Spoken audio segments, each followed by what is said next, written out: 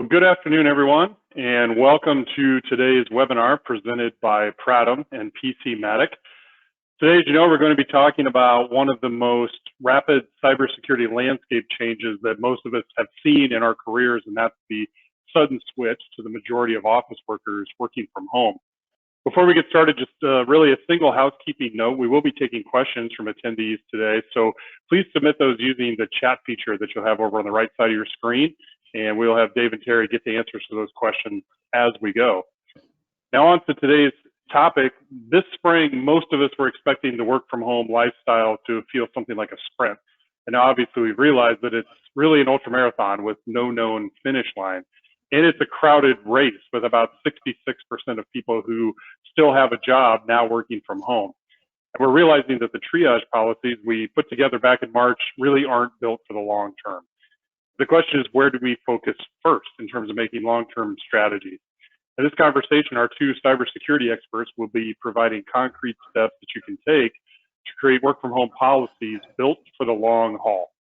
So let's go ahead and meet our two presenters for this afternoon. First is Dave Nelson. He's the founder and CEO of Pratum. He's a certified information system security professional with over 25 years of cybersecurity and technology experience. Dave is a fellow with the Information Systems Security Association, and he has led cybersecurity and technology organizations in both the public and private sectors. In 2008, Dave founded Pratum in Ankeny, Iowa, as one of the first pure-play information security companies in the Midwest. Today, Pratum is considered a leader in vCISO and security operations center services with clients across the nation. And I realized I forgot to give you my name at the beginning. My name is Trevor Mears. I work with Dave at Pratum, where I'm the Director of Partnerships and Content. Our second presenter is Terry McGraw. He's a retired lieutenant colonel from the United States Army and now serves as president of PCmatic Federal, a division of PCmatic Inc., providing endpoint cybersecurity to over 500,000 customers and over 2 million endpoints under management with PCmatic software solutions. The last 10 years of Terry's Army career were leading key cyber initiatives for the Army's Network Enterprise and Technology Command, Army Cyber Command, and the National Security Agency. Terry has led and operated some of the world's largest and most complex networks and served 6 years as Vice President of Global Cyber Threat Research and Analysis for Dell SecureWorks, providing managed cybersecurity services to over 4,000 commercial clients and leading its 6 counter-threat operations centers. Dave and Terry, thank you for joining us today to share your insights. And we'll get started with our first topic. I'll throw this question to Dave first. We hear a lot of general statements out there about how there are a lot of new cybersecurity threats because of dispersed workforce. What are some of the very specific issues that this new environment has put on the radar that we need to be paying attention to? Yeah, thanks, Trevor. I think, one of the things that we're seeing a lot of today is just an uptick in social engineering attacks.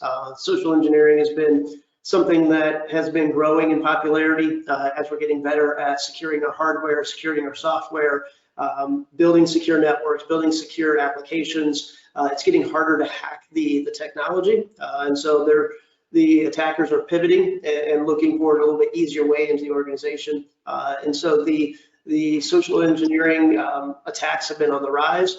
And with this whole shift from being in an office to being remote and being at home, a lot of our processes have changed. A lot of the informal kind of approvals and some of those types of things that we were seeing when we were in the office kind of went away.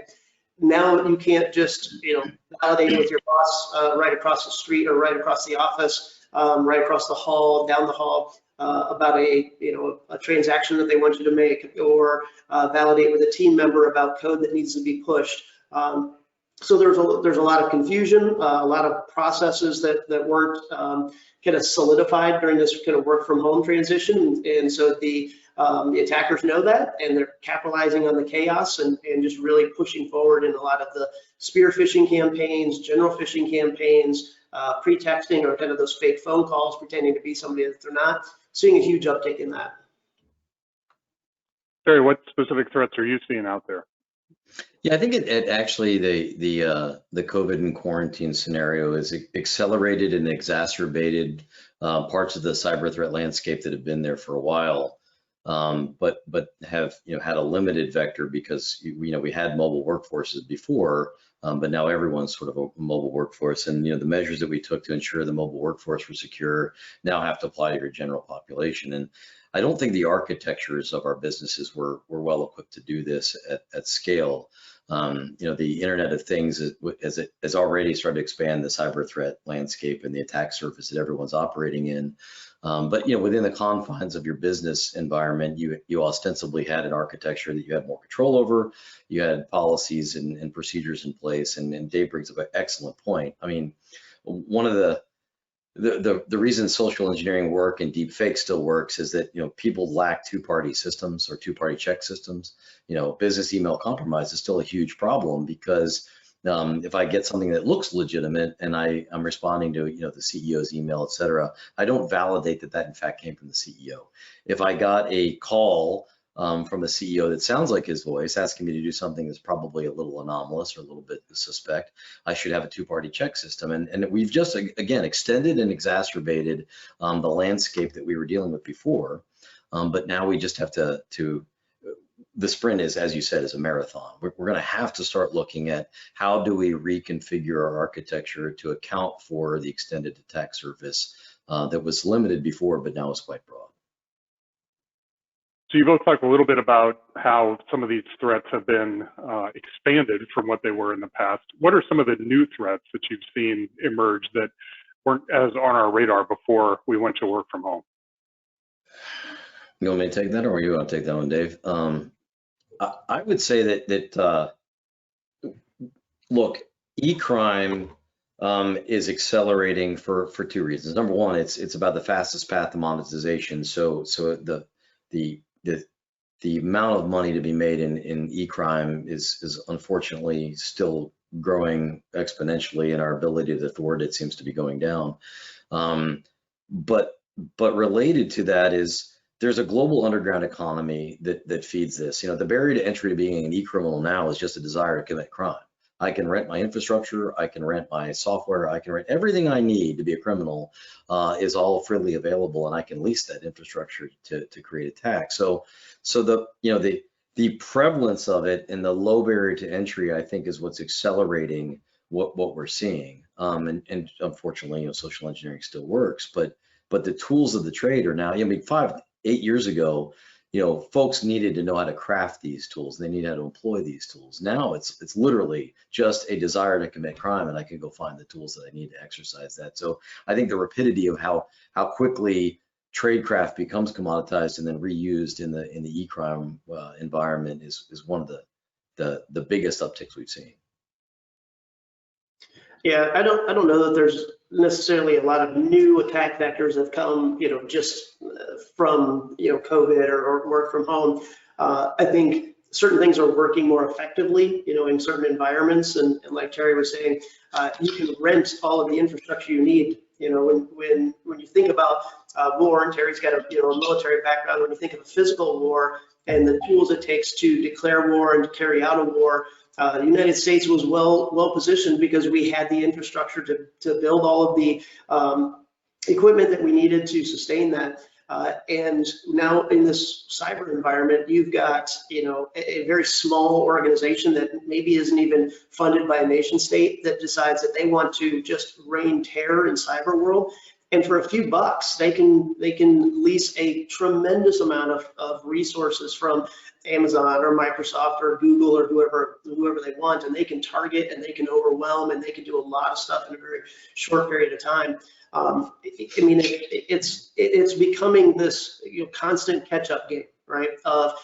We get one step ahead and we fall 2 steps behind. The attackers are always going to be there.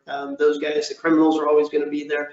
I've always said if they spent even a fraction of the amount of time that they did doing all of the nefarious things that they're doing, if they spent those energies on things that were good, man, we would have a ton of new technology, a ton of new things. It's amazing the amount of time and energy that they can devote to these things.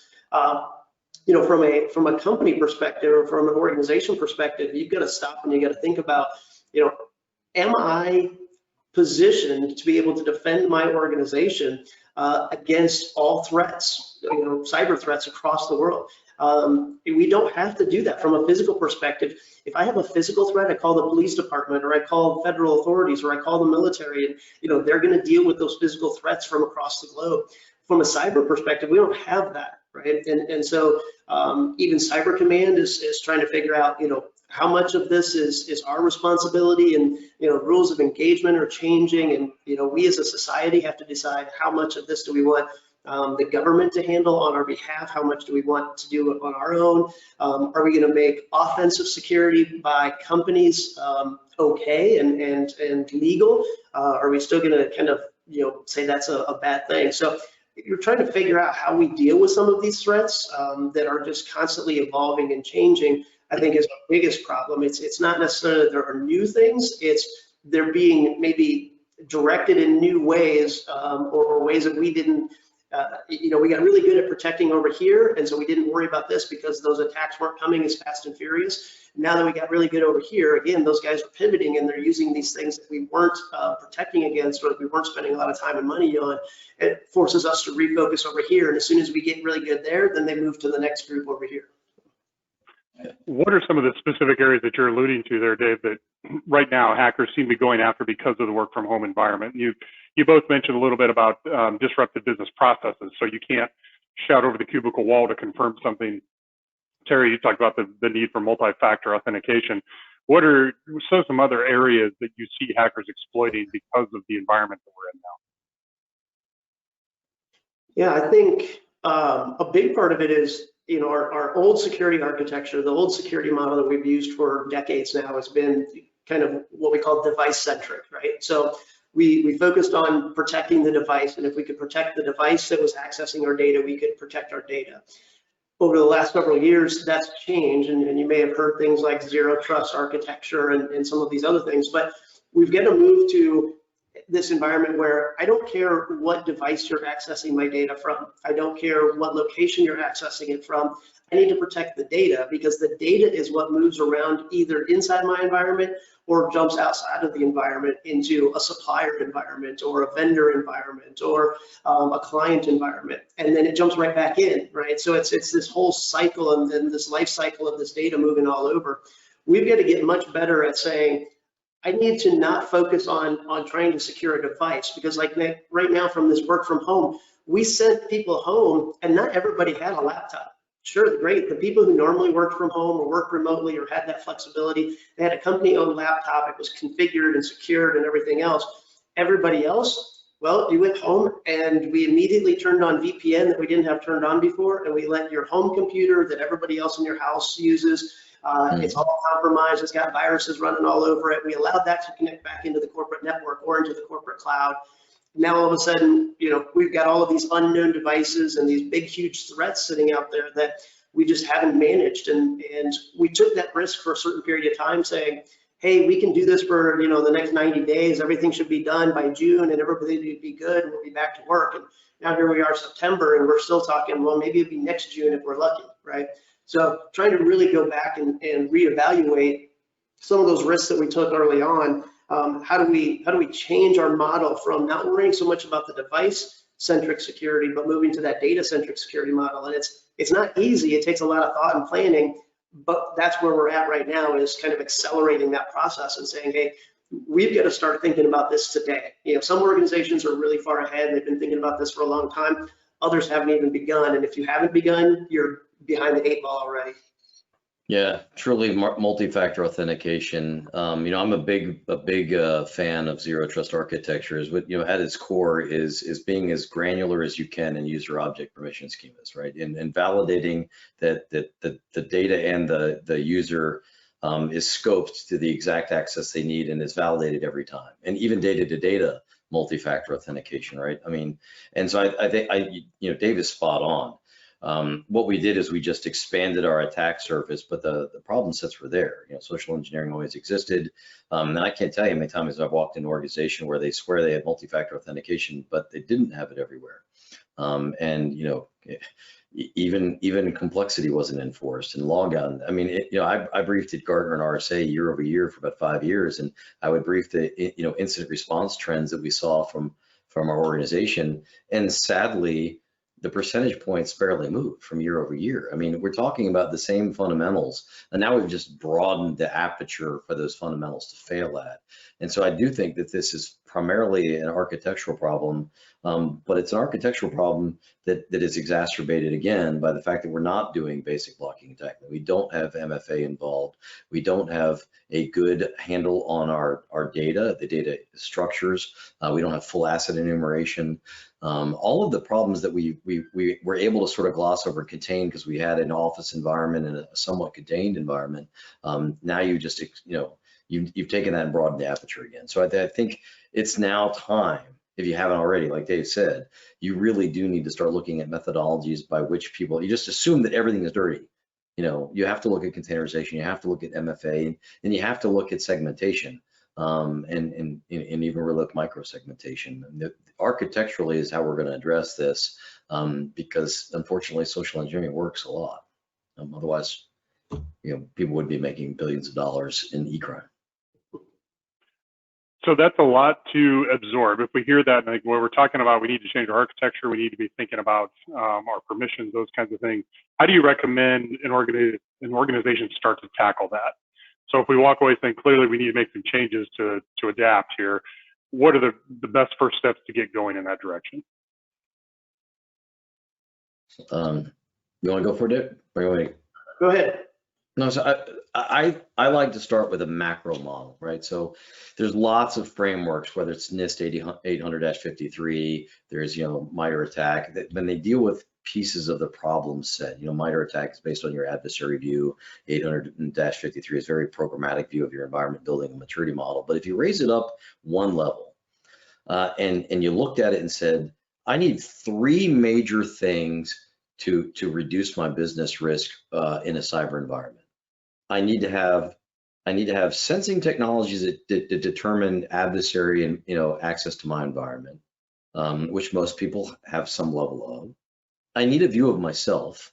I need to understand what are the limits of my environment? How did that environment change? And have very, very good eyes on the things that are accessing my data.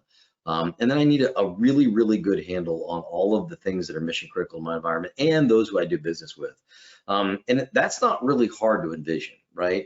How you get there can be a little bit more complex, but understanding fundamentally, I need a view of the adversary, a view of myself, and a view of the mission critical systems, and then decompose the piece parts of your environment already that comprise those 3 big pieces, and then start building out your programmatics for it. But I think it's important to understand where my gaps are fundamentally in those 3 big categories before you start overlaying very, very complex environment, because at the end of the day, you got to start somewhere. Eat the elephant one bite at a time, and start by understanding what you already know about your environment, what gaps exist in that environment, and what have you already invested in, and is it being used correctly? And then so it's a really good time to just take a step back and understand those 3 major piece parts of your organization and how it's changed because of the distributed workforce, and then begin from there. Dave, you may have a different take. Yeah, no, I kind of piggyback off of that is really kind of reevaluating the risk of your organization, right? So if you had done a risk assessment before, things have changed. Your environment has changed. The way you're using data has changed. A lot of things have changed. So going back through and assessing the risk in the environment. When you think about information security, you've got to remember that there are 3 pillars. We talk a lot about the security, the confidentiality piece, the need to know, the locking people out of data so they can't see it, can't read it, those types of things. And that's certainly a critical piece, but there's also the integrity piece and the availability piece, right? We want to make sure not only that only the right people can see that data, but that the data can't be changed or manipulated without approval, right? And that the data is actually available when I need it. I joke a lot. I say I can make your data really secure and dig a big hole. I can dump your servers in it. I can pour concrete over it and plant some flowers on it. And baby, that data is secure. Nobody's getting access to it, including you, right? So I've really got I've got the confidentiality and I've got the integrity, but I've completely hosed the availability of that data. So you've got to ask yourself kind of four main questions, I think, when you kind of go through all of this. You say, what data do I have, right? And then assess your risk based on the confidentiality, integrity, and the availability of that data in kind of the whole life cycle. So what data do I have? Where does it come from? What do I do with it while I have it? So what happens within my organization, or does it go outside of the organization? And then what happens when I'm done with it? When I no longer ever want that data again? Does it need to be saved for a certain period of time? Does it need to be transferred someplace, destroyed, right? So you've got to look in each piece, in each part of the life cycle of that data, your risk changes because different people have access, different systems have access. It's either being monitored actively or it's not being monitored actively. So really assessing risk and doing that continual assessment is really critical of trying to identify, what's happening, what's going on, and how do we address security, especially when huge changes like this happen, when we send a boatload of people home and our entire architecture is kind of thrown out the window. Security policies, our training, our approval systems, all of those things are thrown out the window. One of the first things we've got to do is reassess that risk and say, are there any risks that, okay, yeah, we took them for the 30 days or the 60 days, the 90 days. Which ones are we still willing to continue with, and which ones do we need to start to mitigate today so that as this continues to drag on, we're prepared for it? Yep. If you asked me to put a fine point, like if the one thing I would do today, if I hadn't already done so, honest, and I agree with everything you said. The landscape has changed, both we and how we fit into the cyber threat landscape. But multi-factor authentication, folks, if we were, look, I'm telling you, people say they're doing it, they're not. And true MFA everywhere. That would be like the first thing I would tackle. If you wanted step one to help lock down in my environment, assuming that everything is dirty, I need to make sure that everyone that's touching my environment is authenticated from the system that they're working on. And then I need to ensure that I understand what they've been doing in the environment when they're there. Like, what have they touched, and is that access limited? Those things would be like job one. Because you're going to have to lock down your environment to a higher degree than we've done historically. Yep. So one of the things we touched on earlier was the spike in people using personal devices. You mentioned that not everybody's got a company-issued computer at their home, so now they're on these private devices. Talk a little bit about what you have to do now to manage those things, because you hear of some companies sending out a memo to everybody that they need to make sure their home router is patched and things like that. How much realistically can we expect out of these end users to be doing these kinds of things? And if the answer is as obvious as I think it is, well, then what's the right next step to address that? Yeah, I don't think it's realistic at all. I mean, think about even before we had work from home from COVID, we had work from home for any other reason. You had sick kids, you had vacation, you're on the road, you're a road warrior. And we had people working from coffee shops, from hotels, from convention centers. So to me, it's stopping and looking at this and saying, don't freak out about kind of some of the unknowns. Certainly those unknowns exist and they're going to continue to exist, but it goes back to what we were talking about earlier in that zero trust architecture of saying, I don't trust you. I don't trust the devices that you're coming from. Even if it's my own device that I manage, I could click, if I'm an authorized user, right, within the company. I've got my username and password, I've got multi-factor authentication, and I click on something and I open up a link, right? I was a trusted user on a trusted device using multi-factor authentication, but I screwed up and didn't follow policy. And I clicked on a link that I shouldn't have, right? So we have to assume, we have to take the approach that I assume that I've been breached, right? If I assume that I've been breached, now all of a sudden some of these other things I don't care about anymore. I don't care about the workstation. I don't care about the network that it's coming from. I care about the user and what they can actually do. So like what Terry was saying is, really restricting down the access of that user.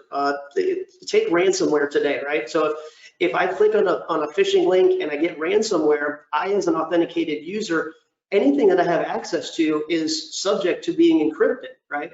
So if I have the keys to the kingdom and okay, maybe I'm a trusted employee and you don't think I would do anything wrong, that's great. But what if if I'm not the one actually controlling my account, right? I've got to look past well, I trust my employees. Yes, you trust your employees, but do you trust somebody that has your employee's account, right?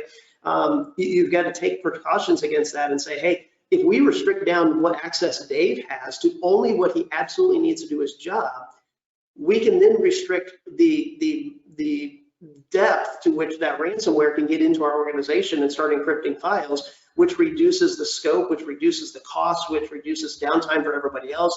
There's just this cascading effect, right? So absolutely kind of going through that process and saying, let's start to identify who's got access to what do they need to actually do their job, and oh, by the way, make sure that when they transfer or they're promoted into a different job, revoke the access for the data that they don't need to do the new job anymore. That access creep and that just constant, conglomeration of data, the person in your company that has the most data access is the executive administrative assistant for your executive team, because executives don't do anything on their own. They've got somebody who does it all for them. And this person has been there for 20 years. That individual has gotten access to HR, they've gotten access to finance, they've gotten access to sales, they've gotten access to everything, and nobody's ever taken any of that away. So that is the person who's a huge target within the organization. Yep, segmentation is huge. Even in traditional networks, limiting lateral scope is important, and all too often the Active Directory and even VLAN infrastructure is not well thought out in most large organizations.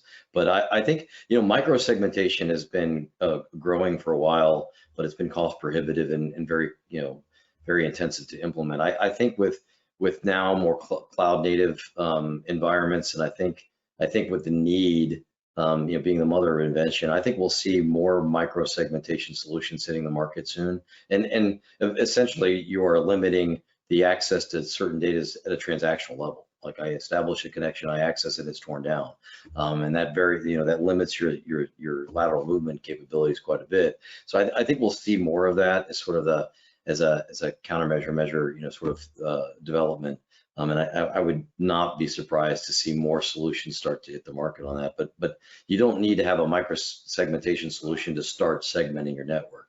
You absolutely can do that within the infrastructure you have, and you should validate that what you think about your infrastructure segmentation is true. And that may be as simple as having someone else do an external pen test. And validate that what you think about your environment it holds true to reality.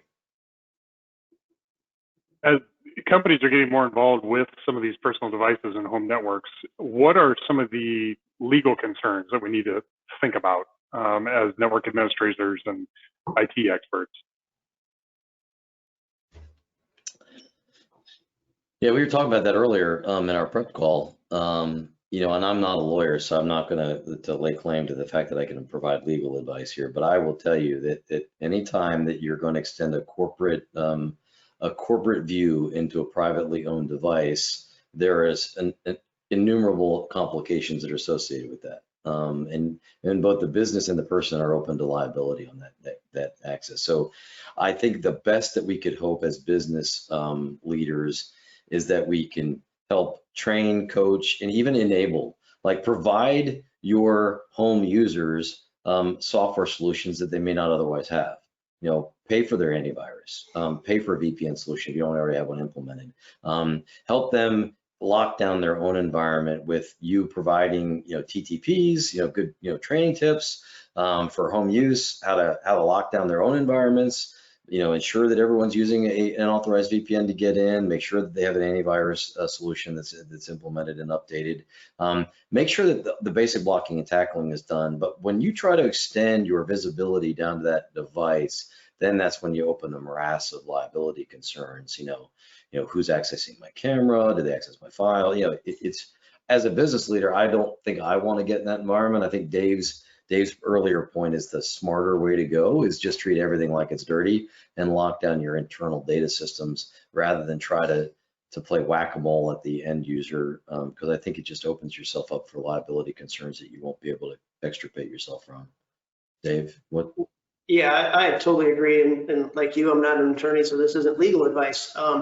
just, Google anything with, BYOD problems, legal issues with BYOD agreements where a company's been sued because they wiped a phone when an employee left, or they took a laptop that they thought was had their data on it, and it was their employees' personal device that they had brought into the office. And you get into some search and seizure issues, as far as if you try and take a device, even if it's your own device, if the employee has it in their knapsack with the cover closed and you can't see what's in there, you get some real issues on whether or not, even though you may believe 100% that your laptop is in that bag, you are going to have some real problems if you try and take that bag or take what's in that bag from them. So just imagine if, even with those issues that you have in your own workplace, what other problems you have in somebody's house, right? So, the ability to monitor it, the ability to enforce anything, and then,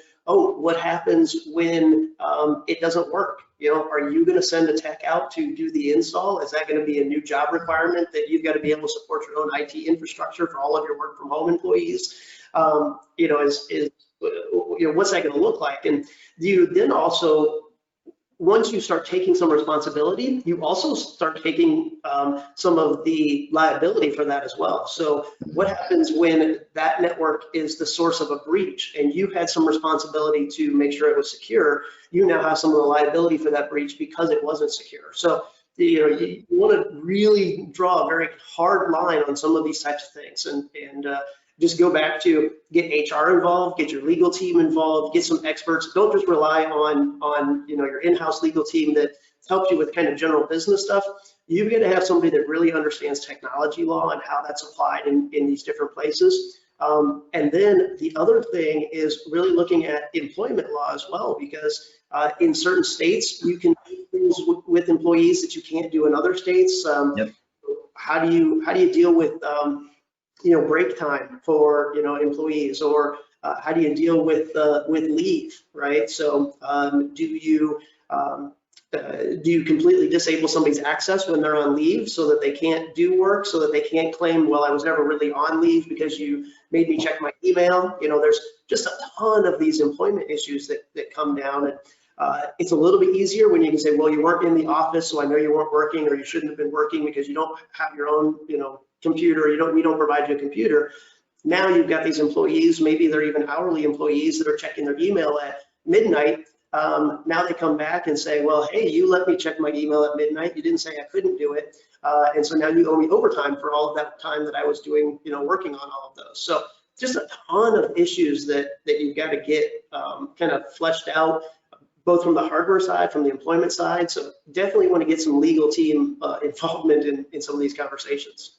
Yeah, and look and use some of the cloud provider tools, right? I mean, you have to be very sensitive of data being removed from your controlled environment, and now we've just sort of opened the floodgates. So, people working from home, can they store PII or critical data on their home laptop or home infrastructure that you don't have control or visibility over?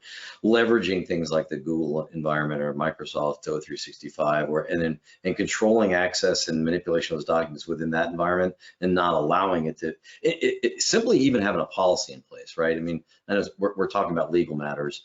At the end of the day, restrict the ability for people to download stuff into that environment, and if they're going to manipulate it on your end, and just put policies in place that say do not download docs. If you can't prohibit it physically or logically, put a policy in place that says if you do this, we'll terminate you. You're just going to have to take some precautions, but if you can, again, control the data, and that includes working data in an environment that is still maintained by you. So if it's a BYOD environment, have those doc shares, have those critical infrastructure systems, have that data be controlled. And I think we've spoken about that a lot. But there's very clever ways you can do that at very low cost. A lot of the Google and Microsoft Office solutions are very inexpensive for small business. And doing that, can help your business efficiency as well as improve your security posture. So get your HR team and your attorney involved, sounds like, for sure, as you're making some of these decisions. From a HR training standpoint, And you started to touch on this a little bit there, Terry, about policies around downloading things and things like that. What else, what other kinds of training should be taking place with remote workers? Because we've talked a lot about building the right infrastructure, the right permissions to prevent, build the fence around some of these issues. What are the things we need to be training employees on that they probably don't understand about the new environment they're working in? Yeah, I think number one, we assume that folks understand the basic controls that we have in an office environment, are things that they would have to replicate at home. And I don't think that's a safe assumption. I don't think it's safe to assume that their environment is locked down, that their systems are up to date, that their home systems are patched, that they've got a good AV solution and their router's locked down and they've got some level of logical separation. I don't think that that's true. I don't think it's a safe assumption for any business leader to assume that that's true. So, and if you can't control that, legally or, physically, then you have to do it through policy and training. And so I think it's articulating that, there's an expectation of when you're handling, business data, what those parameters are and what is accessible, what's not.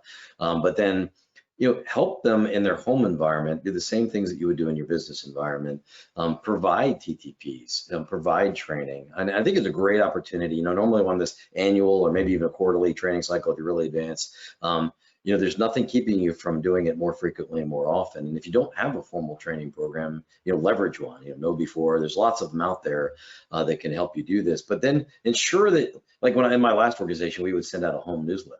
Like, here's best business practices to give to your family, give it to mom, give it to the kids, here's the things that you should do to be safe at home. And it's nothing more than due diligence, but it's helping. Don't make the assumption that the folks know the control measures that you have at the office that are in place, that they have in their home environment, because I'll guarantee they probably don't. And if you've got teenagers, I know doggone well, security is probably the last thing on anybody's mind at the house, right? So. Yeah, I think another part of it too is that people have to recognize that they themselves are going to become targets, and their homes can become targets as well. We've talked about the social engineering being a bigger issue. FBI is also saying that physical attacks are on the rise as well. So, and basically what that means is people are breaking into facilities trying to gain access to data, trying to gain access to files and computers and those types of things, and not relying on doing it across the internet. So what does that mean for work from home? Well, it means that if you're an executive, if you're somebody with some key access, if you're somebody that has a lot of potential impact or influence on business decisions and has a lot of company data, you could be at risk as well. You have to look at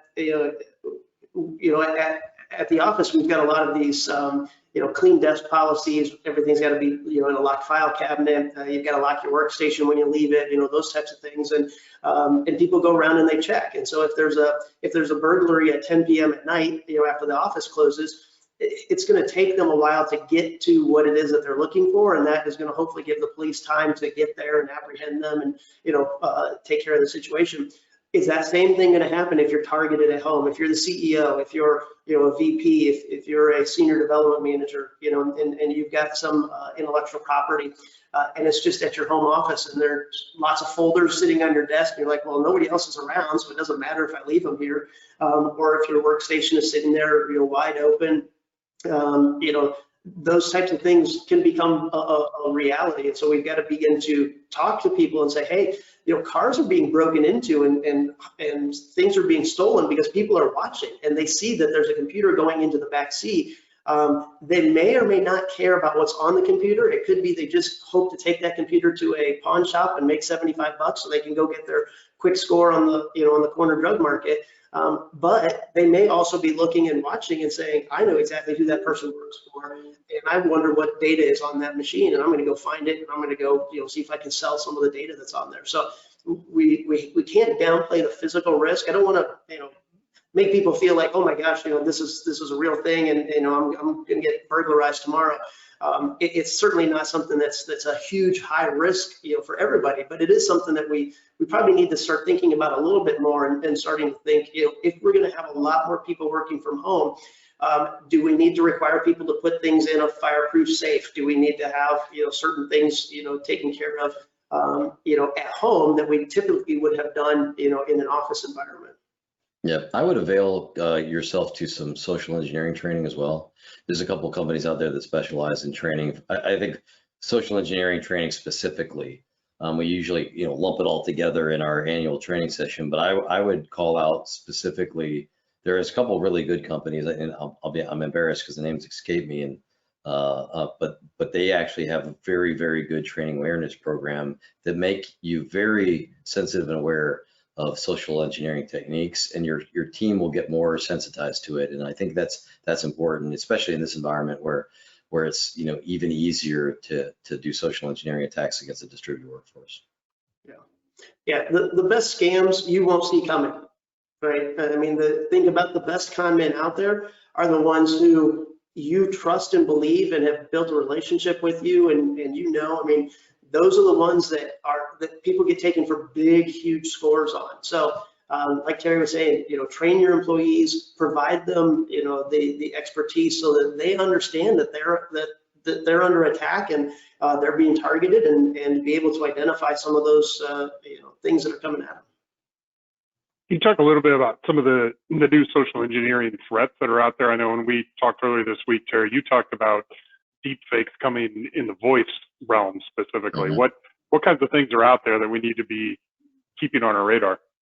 Yeah, sadly, some of the things are they play on human nature. I give you a story. I'll erase the names to protect the guilty, but there was a company in the Middle East, and one of their young IT members was blackmailed by an e-crime group because they hacked into his home computer and found child porn on it. Sorry, I got a phone ringing in the background. Hang on one second.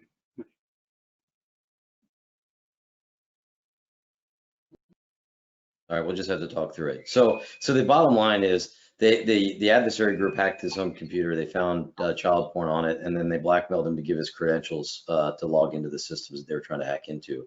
So it was a simple blackmail scheme. They literally took something that he would not want publicly shared, and they blackmailed him into giving it. Of course, it all blew up in his face anyway. He was still prosecuted for both the giving up his credentials and child porn. So that's the human failing part. And as a business leader, there's very little you can do about that type of attack. There's a little bit of a disturbing trend, with artificial intelligence. You've seen deep fake videos on YouTube. You can Google, is this a real person? With the deep fake voice, there's enough of Terry McGraw's voice samples out there where you could string together a deep fake of my voice and it sounds like a normal conversation, or very, very close to a normal conversation, which is why earlier I mentioned the best technique against that is people, process, and technology. If you get a phone call from your boss, if Terry McGraw called one of my subordinates and said, hey, I need you to wire this money for a merger and acquisition discussion we're having, and I need you to do it by close of business today, don't let me down, click. My team should know that the business process is I now send a text or an email to that person validating it was them.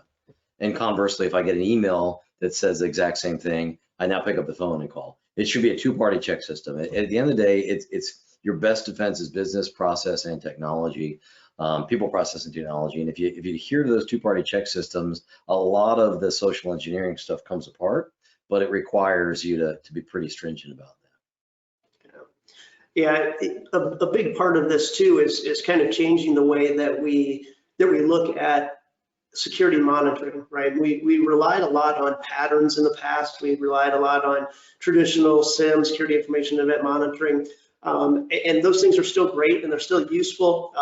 But as we start having billions of data points a day coming through, as far as who's using what and what are they doing, starting to look more at UEBA, which is short for User Entity Behavior Analytics, really starting to say, what's a pattern that has been normal, and now what's outside of that pattern, right?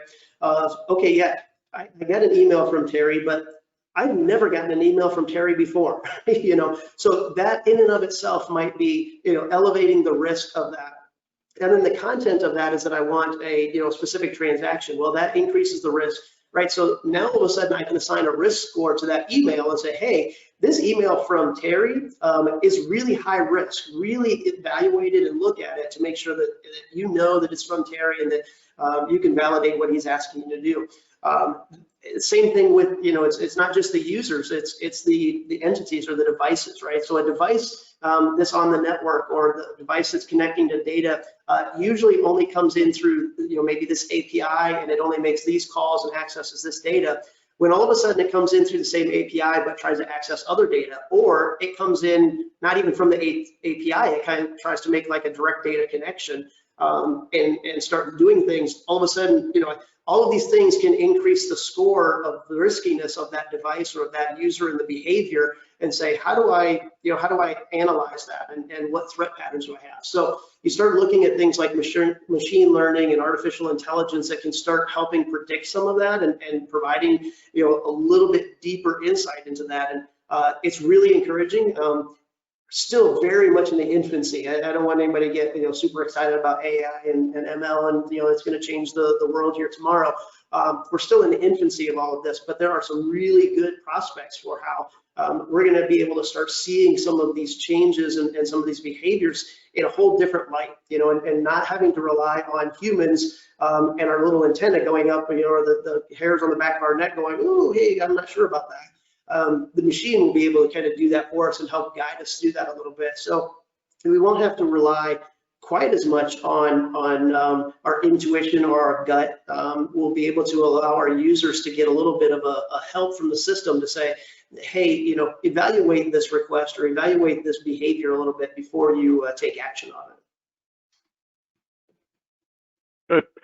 Well, as we head toward the finish line here, I'm going to ask you both to put on your prognosticator hats a little bit. I'm going to ask you positive and negative. So let's start out negative so we can finish positive. So we think about over the next 3 to 6 months, what would you say is probably your biggest concern as we look at our distributed workforce in the postures that we've been talking about so far today?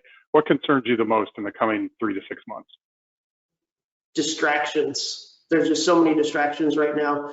People not knowing what they're doing with their kids for school and childcare and what's going to happen next week, not knowing if they're ever going to get back into the office, not knowing if the temporary processes that they're having to struggle with now are going to remain. I think all of those distractions just take us away from kind of focusing on what we need to do to get our jobs done, and probably some of those, again, those things that we normally rely on to help us provide that security in our environments. We're so distracted, we're so rushed, we're so hurried, we're so frazzled with all of the things that some of that security stuff is just the furthest from our mind. And not because we're trying to be lackadaisical, it's just we're in information overload. We've got so many different things hitting us right now that it's just impossible to keep up. So I think that's my biggest concern is how long can we keep up this kind of unknown future, right? And not being able to move forward and people just treading water. I think those distractions are just killing people right now. Yeah, I second that. I will add an additional point. I agree with you. The economic impact that has been implemented through the COVID and the contraction that we've seen on the economy and the great unemployment is creating its own set of pressures. Small businesses are already under the gun and at risk of collapse. Ransomware attacks and the prevalence thereof will put way more out of business. The average ransom attack last year, the ransom alone was $63,000 was the average. If you then add in remediation, containment costs, and rebuild costs, most small businesses will never recover from that. And so I don't think time's on our side. And as cybersecurity professionals, I think we need to help. I don't think now is the time to not share. I think time now is to come together as community. We always give lip service to it, but we're not, collectively trying to fight this battle. We're fighting in our own foxholes. And at the end of the day, the adversary plays across all of that infrastructure. And so at the end of the day, I really do think we need to do more education. We need to do better blocking and tackling. And the cyber professionals, we don't have a lot of time on our hands. I mean, the small businesses in particular are not going to be able to sustain these whacks. So you get an economic contraction, you get people out of work, and then you get, e-criminals eating the rest of the lunch. It doesn't bode well. And so I'm just begging people to start getting back, basic blocking and tackling. You don't have time on your side anymore. And not that you did, but it's even more so now. So yes, distractions are eating away at all of us, and economic pressures are eating all of us. But we got to close as many windows as we can, because too many small businesses are already under the gun. Well, in 2020, we could all use a little bit of light at the end of the tunnel. So let's finish by talking about, as you look ahead 3 to 6 months out in this space, what's giving you optimism? What do you think is heading in a good direction?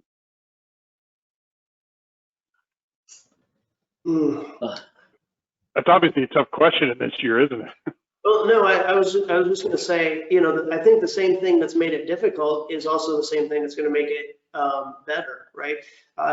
When things are going well, the economy was chugging along, people were making money left and right, unemployment was low, everybody had jobs, and so there was this, hey, let's not screw this up, let's not change what's working, right? Now all of a sudden everything's broken. Right, and then we're trying to. I'm not saying everything is broken. I mean, obviously the economy is still chugging along, but yeah, there are groups and areas of the economy that are really struggling. All of a sudden now, this gives us the opportunity to say, let's change the way we do some things. Right, let's use this as a pivot point. I mean, it takes typically some sort of catastrophic event for businesses to stop and say, what's next? How do we do this? Where do we go from here? And I think a lot of companies weren't willing to do some of that, especially with their security posture. And like Terry was saying, it's going to take changes in our architecture and how we approach, data governance and then these types of things.